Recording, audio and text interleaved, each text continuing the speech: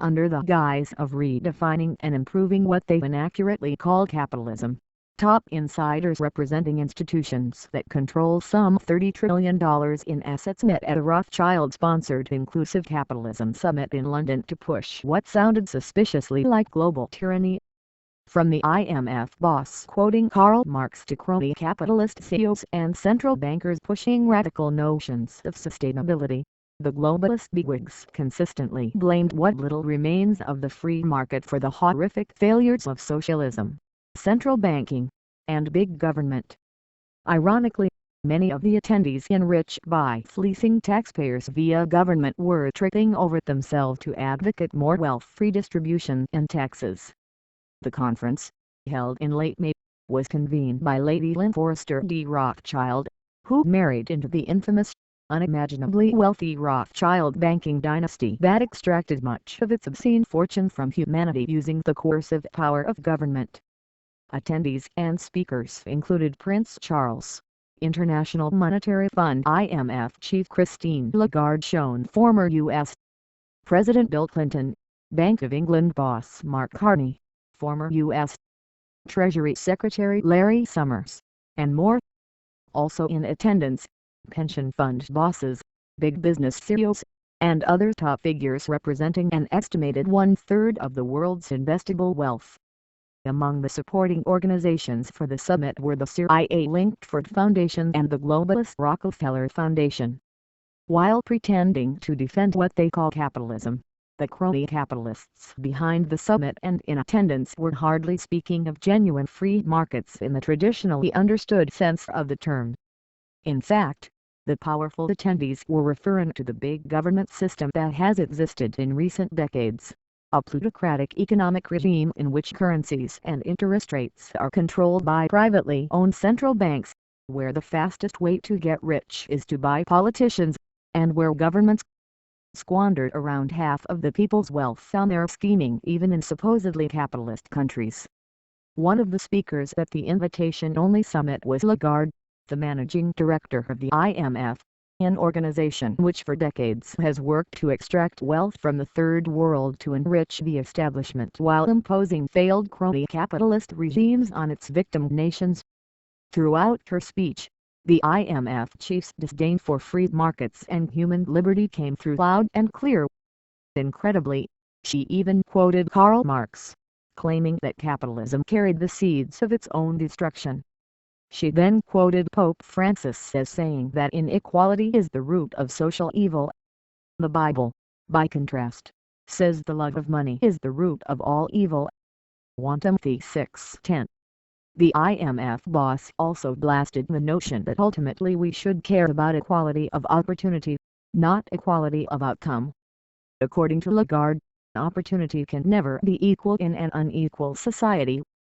To deal with what she claims to view as a problem, the increasingly radical figure prescribed classic Marxist solutions: more progressive income tax regimes for wealth redistribution, a heavier tax burden on property owners, and more. Transfers and income taxes have been able to reduce inequality by about a third, on average, among the advanced economies, she claimed. As the New American has reported, the IMF Lagarde runs is currently plotting to transform itself into a sort of global central bank in charge of the world currency. It also called last year for fleecing humanity to prop up debt-laden governments and mega banks. Other speakers outlined similar plots under various guises. Population control zealot Prince Charles, for example, cited discredited theories about humanity's alleged role in global warming. Temperature increases have been missing in action for 18 years and counting despite the hysteria and predictions, to demand a radical redesign of society and business. Going even further into the realm of the absurd, British central bank boss Carney lambasted alleged free market radicalism while calling for a truly radical vision of even more powerful, centralized, and oppressive government. Just as any revolution eats its children, unchecked market fundamentalism can devour the social capital essential for the long-term dynamism of capitalism itself, he claimed, outlandishly blaming non-existent free markets for the latest economic crisis rather than the central banking gimmicks and big government plots that largely caused it. at the top of the Inclusive Capitalism Summit agenda, meanwhile, were several radical notions long pushed by the upper echelons of the globalist establishment. One, for example, involves prodding companies to put shareholder interests aside in favor of nebulous environmental and social responsibilities aligned with draconian United Nations visions of sustainable development and Agenda 21. The Rockefeller Foundation has been a key player in the ongoing effort, partly funded by U.S. taxpayers, to create alleged socially responsible companies and undermine what little remains of the free market. Another key element of the inclusive plot involves a further blurring of the lines between government and the private sector. In a column about the conference written by Unilever CEO Paul Goldman and Lynn Forrester D. Rothschild, the CEO of the L. Rothschild and co-chair of the neocon Henry Jackson Initiative for Inclusive Capitalism, the two offer a wide range of attacks on free markets. According to the piece, free markets have proved dysfunctional in important ways. Among those alleged capitalism dysfunctions, it often encourages short-sightedness, contributes to wide disparities between the rich and the poor, and tolerates the reckless treatment of environmental capital.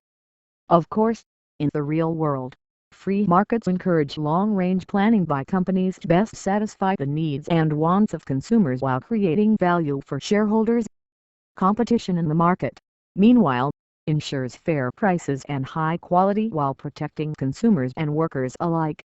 While it is true that liberty necessarily means some will be wealthier than others, those who work hardest, invent popular products, innovate, and more will obviously be rewarded.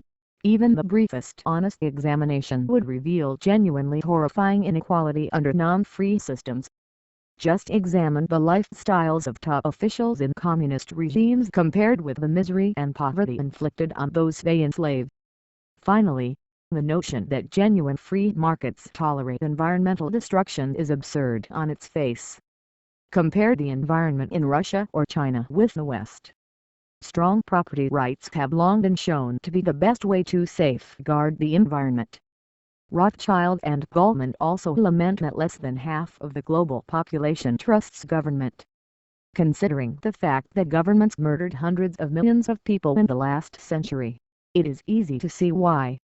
For the bigwig crony capitalists of the world, the mass-murdering communist Chinese dictatorship is doing it right on everything from global warming and economics to corruption and more. Writing in the New York Times, David Rockefeller even claimed the social experiment in China under Chairman Mao's leadership is one of the most important and successful in human history. It also killed at least 60 million innocent human beings. Indeed, for the globalists at the Inclusive Capitalism Confab, the lack of trust in government is a problem rather than an obvious and logical reaction to history and circumstances. Disillusioned with both state and market, people increasingly ask whether capitalism, as we practice it, is worth the costs. The two continued, again ignoring the fact that the system that exists today is not genuine capitalism but rather a mix of crony capitalism and socialism. We see this in movements such as Earth Day and Occupy Wall Street. In many parts of the world, from the Arab Spring countries to Brazil, Turkey, Venezuela, and Ukraine, frustrated publics are taking to the streets. Of course, aside from the outside role in fomenting many of those protest movements, every one of the countries mentioned is ruled by tyranny of some variety, especially of the socialist and Islamist sorts.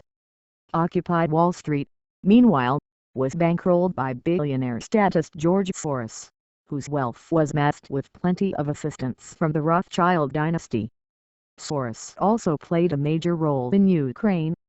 Then, the two bigwigs, plutocrats, according to Politico magazine, call for more of what can only be described as fascism, properly defined. Addressing the failures of modern capitalism will require strong leadership and extensive cooperation between businesses, governments, and NGOs, the two claimed in their column without having cited a single failure that can properly be attributed to free markets rather than government and the central banking cartels. Transformational change will come only from businesses and others acting together. If those schemes sound suspiciously like fascism as defined by Mussolini, good, they should.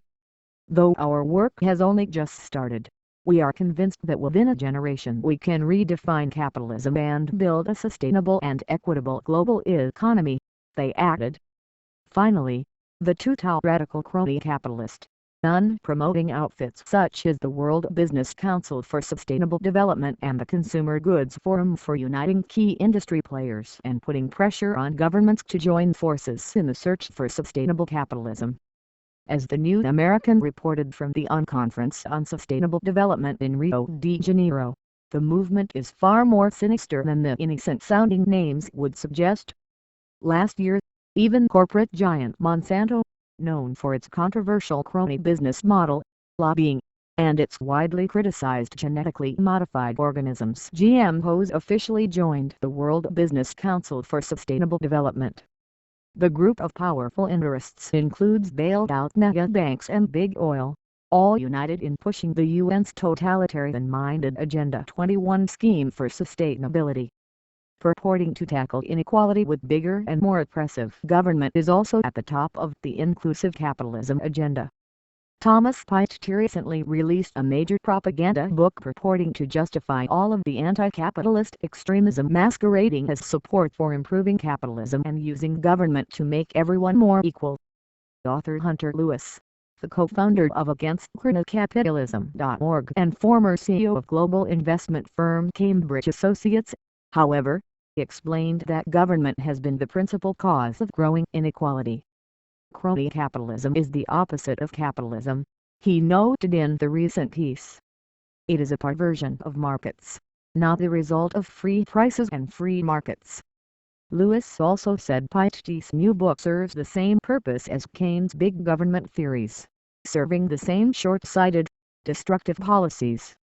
John McManus, president of the John Birch Society, has also long spoken out about how crony and monopoly capitalists seek to use government for their own benefit.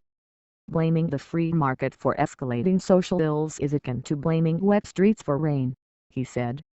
When the market is truly free, upward economic mobility occurs. When the engines of real wealth production become constrained by taxation, regulation, and controls, economic stagnation followed by economic downturn is assured. Citing various examples, McManus also noted that big business found out that big government was its ally. The greatest advocates of socialism in the past 100 years have been Stalin, Hitler, Mao Zedong, Castro, and a swarm of lesser-known criminals, he continued. What these pariahs established is the way America and the rest of the world is heading. It is called the New World Order, and it is being created by government leaders, monopolistic crony capitalists, and international socialists. People who wish to remain free had better get involved in the fight to rein in government and repudiate the wealth impeders, or the future will not be kind. It is true that the world and humanity face major problems that must be addressed, even in terms of pseudo-capitalists exploiting the population via government to benefit themselves. The root of those afflictions, though, has been deliberately misdiagnosed by the bigwigs who met in London. The prescriptions offered at the Rothschild summit will only lead to more exploitation, more tyranny, more centralized and less accountable government, more unearned wealth for the establishment, and more human misery. What humanity really needs are freer markets, honest money as opposed to cartel-owned central banking scams, honest government, more freedom, more faith, and respect for individual rights.